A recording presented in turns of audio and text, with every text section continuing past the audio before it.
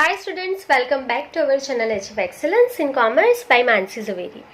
So आज हम linear regression lesson number 3 उसमें सेक्शन ए सॉल्व करेंगे। तो शुरू करेंगे number 1। Which of the following indicates the functional relation between the two variables? So question क्या है कि जो दो वेरिएबल है उसका फंक्शनल रिलेशन जो है वो कौन दिखाएगा? तो ऑब्वियसली रिग्रेशन ही दिखाएगा ना। सो ऑप्शन कौन सा हो जाएगा? B. Clear. Mean and variance तो है ही नहीं, हमारे 12th में कौन से है? Correlation and regression. तो फंक्शनल रिलेशन कौन दिखाएगा? रिग्रेशन दिखाएगा। क्लियर। चलिए next number 2। The best fitted line of regression can be obtain by which method? तो हम कौन सी मेथड यूज करते हैं? तो आपको पता ही है, मेथड ऑफ लीस्ट स्क्वायर है, Karl Pearson's method, maximum square method and Bowley's method. तो बाउलीज मेथड यहाँ पे है नहीं, मैक्सिमम स्क्वायर की मेथड यहाँ पे है नहीं। दो ऑप्शन तो आपके ऐसे ही निकल गए। तो रिग्रेशन लाइन जो है हम कौन सी मेथड से फाइंड करते हैं? Method of least square. So option क्या हो जाएगा? ए। क्लियर। तो आपका जो ऑप्शन नहीं आएगा वो कट करते जाओगे ना तो भी आंसर जल्दी मिल जाएगा। चलिए next. In usual notation what is b Y x? B Y x का मतलब क्या है यहाँ पे? तो आपको पता ही है बी वाई एक्स क्या होता है। तो इंटरसेप्ट तो नहीं होता है, इंटरसेप्ट आपका ए होता है। तो ये गलत है, बी वाई एक्स मतलब इंटरसेप्ट नहीं होता है क्योंकि इंटरसेप्ट मतलब ए। चलिए आगे बढ़ेंगे। डिपेंडेंट वेरिएबल, क्या आपका बी जो है वो डिपेंडेंट है? Obviously not. So option B भी आपका यहाँ पे नहीं आएगा, कट हो जाएगा। चलिए आगे बढ़ेंगे। सी। The approximate change in the value of y for a unit change in the value of x. x में एक भी यूनिट का चेंज होगा तो y का यूनिट कितना चेंज होगा वो दिखाएगा रिग्रेशन। यस और नो? तो आंसर हाँ है ना आपका कि x की वैल्यू में जो भी चेंज होगा उसके वजह से y में कितना चेंज होगा अप्रोक्सीमेटली, वो जो दिखाएगा वो हमारा b होता है ना, b Y x. So answer is C. Clear. चलिए तो डी हम नहीं रीड करेंगे, आपको आंसर मिल गया है। चलिए next number 4। Which of the following is correct? नीचे में से कौन सा राइट है? So B Y x is equals to are into S of X upon S of Y. तो आपको बी वाई एक्स का फॉर्मूला लिखना है। तो बी वाई एक्स का फॉर्मूला क्या है? B is equals to are into S of Y upon S of x. ये हमारा फॉर्मूला है ना, बी का जो फॉर्मूला है वही बी वाई एक्स का फॉर्मूला है। तो यहाँ पे ऊपर एस ऑफ एक्स लिखा है तो ये गलत है। यहाँ पे वेरियंस लिखा है, ये भी गलत है। Covariance of x y upon s square y, तो ये भी गलत है। यहाँ पे एस स्क्वायर वाई नहीं आता है, ये गलत है। Next b Y x is equal to are into S of Y upon S of x, ये रहा आपका formula. So option is D. Clear. चलिए नेक्स्ट आगे बढ़ेंगे। Number 5।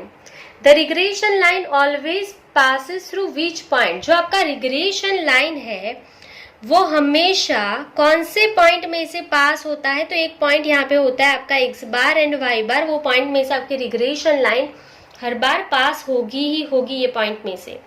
So option is X bar and Y bar. कौन सा है? Option A. 0 Y bar, X bar and 0 0 0 ये नहीं आता है। X bar and Y bar में से रिग्रेशन लाइन हर बार पास होती है। ये मैंने लास्ट क्लास के जो इलस्ट्रेशन थे ना उसमें भी सिखाया था, एक्सप्लेन किया था। चलिए आपने नहीं देखा है तो देख लेना सारे वीडियो ताकि कॉन्सेप्ट क्लियर हो जाए। चलिए next number 6। What is error E in estimation in case of line of regression of y on x?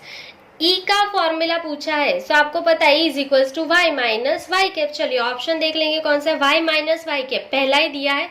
So 6 number में आपका आंसर आ जाएगा A, Y minus Y cap. Error का फॉर्मूला है ना हमारा। चलिए next number 7। Which regression line is used if the sale of a commodity depends on its advertisement cost? आपको क्या बोला है कि जो सेल है वो डिपेंडेंट है एडवर्टाइजमेंट कोस्ट पे। तो कौन सी रिग्रेशन लाइन यूज होगी? तो पहला दिया है regression line of advertisement cost on sale. तो देखो यहाँ पे क्या बोला है कि एडवर्टाइजमेंट का आप यहाँ पे रिग्रेशन लाइन ढूंढोगे ऑन सेल। तो ये तो गलत है ना, क्योंकि यहाँ पे क्या पूछा है? If the sale of commodity, जो सेल है वो किस पे डिपेंडेंट है? एडवर्टाइजमेंट पे। तो ये गलत है, पहला नहीं आएगा आपका ऑप्शन। आगे बढ़ेंगे। Regression line of advertisement cost on advertisement cost, ये तो कभी नहीं होता। एडवर्टाइजमेंट कोस्ट का एडवर्टाइजमेंट कोस्ट पे ही रिग्रेशन लाइन फाइंड करो, ये तो कभी नहीं आता है। ऑप्शन बी भी नहीं आएगा। आगे देखेंगे number C, regression line of sale on advertisement cost. Regression line find करेंगे सेल का, किस पे, ऑन एडवर्टाइजमेंट कोस्ट। तो ये राइट है ना, ये रहा हमारा क्वेश्चन। सेल जो है वो डिपेंडेंट है एडवर्टाइजमेंट पे, तो सेल का रिग्रेशन लाइन फाइंड करोगे ऑन एडवर्टाइजमेंट कोस्ट, तो आपका ऑप्शन क्या हो जाएगा, सी। क्लियर। और ये सेल ऑन सेल तो कभी नहीं आएगा, सो डी भी नहीं है आपका ऑप्शन। चलिए आगे देखेंगे number 8, Which of the following is regression line of y on x? तो regression line y on x, तो ये क्या होता है, y कैप। y कैप का फॉर्मूला क्या है, a प्लस बी एक्स, ये आपको पूछा है। चलिए ऑप्शन में देख लेंगे, y cap is equal to a plus b x plus c x square. ऐसा तो कुछ भी कभी भी नहीं होता है, सो पहला ऑप्शन निकल गया। x कैप तो कभी नहीं आता।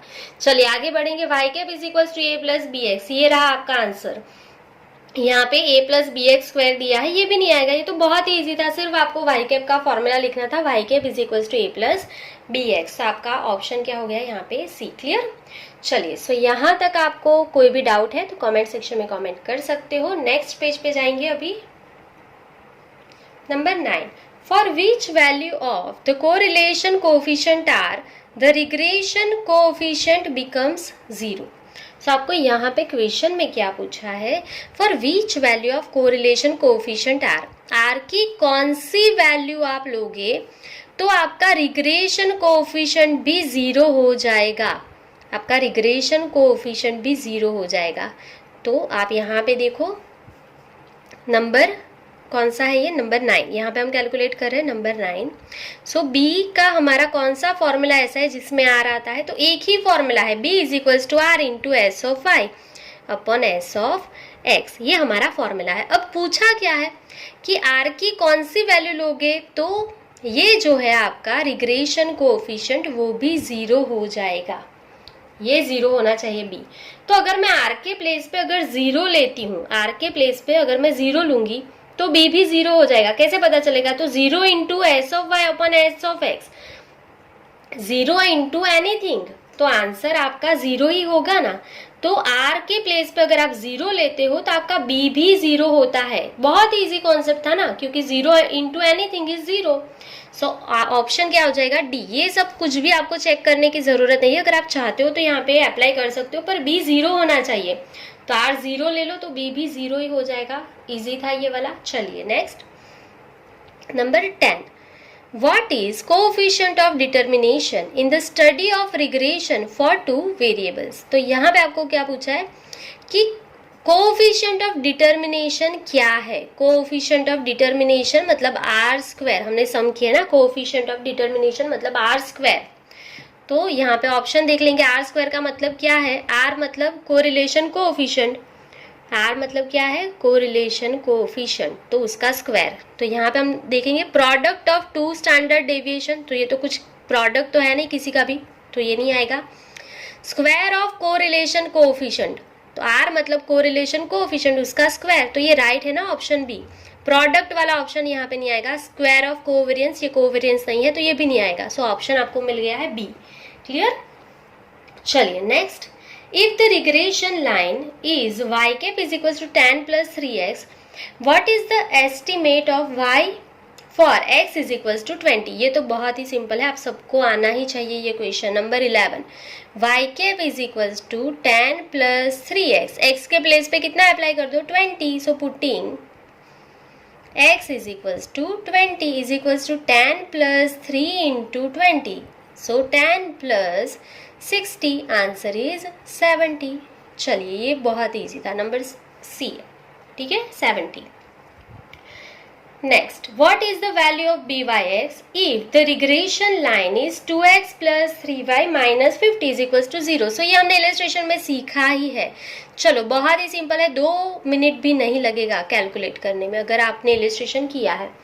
सो ये आपको कोई इक्वेशन दे दिया है, आपको y का आंसर चाहिए, y आगे लेना है तो y को इधर ही रखेंगे, 3y को, बाकी जो कुछ भी बचा ऑपोजिट साइड लेके जाएंगे, मैंने सिखाया है आपको। सो ये 50 जो है आपका ऑपोजिट साइड जाएगा तो ये क्या हो जाएगा, प्लस 50 हो जाएगा ना, समझ में आया। ये यहाँ पे माइनस 50 है, ये ऑपोजिट साइड जाएगा तो ये प्लस 50 हो जाएगा। ये 2x आपका प्लस है, ऑपोजिट साइड जाएगा तो ये माइनस हो जाएगा, समझ में आया। चलिए तो यहाँ पे हम लिखेंगे 3y is equals two plus 50 minus 2x। चलिए अब आपको y अकेला चाहिए, आपको पता है y के साथ कुछ भी नहीं चाहिए, तो 3 नहीं चाहिए, तो ऑपोजिट साइड आप डिवाइड में लिख लो। So therefore y is equals to 50 minus 2x divide by 3। पर आपका y का फॉर्मूला क्या है, y cap is equals to a plus bx, divide में कुछ भी नहीं आएगा, तो क्या करोगे, तो y is equals to 50 by 3 minus 2x by 3, ऐसा आप लिख सकते हो। हाँ, तो therefore y is equals to 50 divide by 3 कर लो। सो आंसर क्या आ गया यहाँ पे आपका 16.67 माइनस 2 बाई 3 इंटू एक्स। तो ये फॉर्म में आ गया ना, y cap is equals to a plus b x, ये फॉर्म में आ गया। y कैप की जगह पे इक्वेशन कौन सा है, y is equals to a plus b x होता है, यहाँ पे क्या है माइनस 2 बाई 3 इंटू एक्स। अब आपको चाहिए क्या, a की वैल्यू चाहिए तो ये रही, b की चाहिए तो ये वैल्यू रही आपकी। तो आपको b बाई एक्स चाहिए, मतलब b की वैल्यू चाहिए, तो x के आगे जो होगा वो b होगा, आपको पता है ना, x के आगे जो होगा वो b होगा। तो x के आगे क्या है 2 बाई 3, पर यहाँ पे देखो प्लस होता है, ये साइन माइनस का है, तो आपका b क्या होगा माइनस 2 बाई 3। समझ में आ रहा है ना, हमने बहुत से क्वेश्चन में कैलकुलेट किया ही है, लॉन्ग क्वेश्चन में भी। चलो मिस्टेक मत करना, आपका आंसर क्या हो जाएगा माइनस 2 बाई 3, मतलब ऑप्शन सी। प्लस मत करना क्योंकि हमारा फॉर्मूला में प्लस होता है, यहाँ पे माइनस है, तो माइनस माइनस प्लस हुआ होगा ना, तो ये आपका भी माइनस है। चलिए next, number 13, the regression line of y on x is y cap is equals to 30 minus 1.5x. What is the value of y bar if x bar is equals to 10? आपका y bar क्या होगा अगर x bar 10 है, तो ये मैंने अभी ही सिखाया कि x बार एंड y बार जो है वो आपकी रिग्रेशन लाइन जो है वो x बार एंड y बार में से हर बार पास होती है। तो इसके वजह से अगर आप x के प्लेस पे x बार की वैल्यू लिखोगे तो y कैप जो मिलेगा वही y बार होता है। अगर आपको ये कॉन्सेप्ट नहीं पता है तो इलिस्ट्रेशन कौन सा था, शायद हमने लास्ट में कोई इलिस्ट्रेशन किया था जिसमें मैंने पूरा सिखाया था, शॉर्ट क्वेश्चन था, लास्ट के इलिस्ट्रेशन देख लेना, उसमें कॉन्सेप्ट मैंने डीपली एक्सप्लेन किया है कि अगर आप x के प्लेस पे x बार रखोगे तो जो y मिलेगा वही y बार होगा। और ऐसा क्यों होता है, because regression line is always passes through from x bar and y bar point. तो उसी का हम यूज करेंगे। Number 13, y cap is equals to 30 minus 1.5 into x, ये आपको दे दिया है। So now putting x bar is equals to 10 in place of x के प्लेस पे x बार की वैल्यू अप्लाई करेंगे। So y cap is equals to 30 minus 1.5 into 10 is equals to 30 minus 15। So answer is 15। So जो y cap आएगा वो ही y बार होगा, दोनों का आंसर 15 होगा। ठीक है, क्योंकि आपने x के प्लेस पे x बार की वैल्यू लिखी है तो y कैप जो आएगा वही y बार होता है, ये रूल है। सो आंसर आपका y बार का कितना होगा 15 होगा। सो y बार का आंसर कितना है 15। सो ऑप्शन कौन सा है, ये आपका सी। क्लियर। चलिए नेक्स्ट आगे बढ़ेंगे। Number 14, u is equals to x minus 15 upon 10 and v is equals to y minus 50 upon 2 and byx is equals to 7.5. What is the value of bvu? bvu की value ढूंढनी है, तो ये शायद illustration number कौन सा था 21 के अराउंड, ये कौन सा इलिस्ट्रेशन था देख लेना, फॉर्मूला मैंने सिखाया था उसमें पूरा। तो क्या है आपका फॉर्मूला, नंबर कौन सा है, ये 14, यहाँ पे मैं कैलकुलेट कर रही हूँ नंबर 14। बी वाई एक्स का हमारा फॉर्मूला क्या है, B Y x is equals to B V U into C of Y upon C of x, ये हमारा फॉर्मूला है।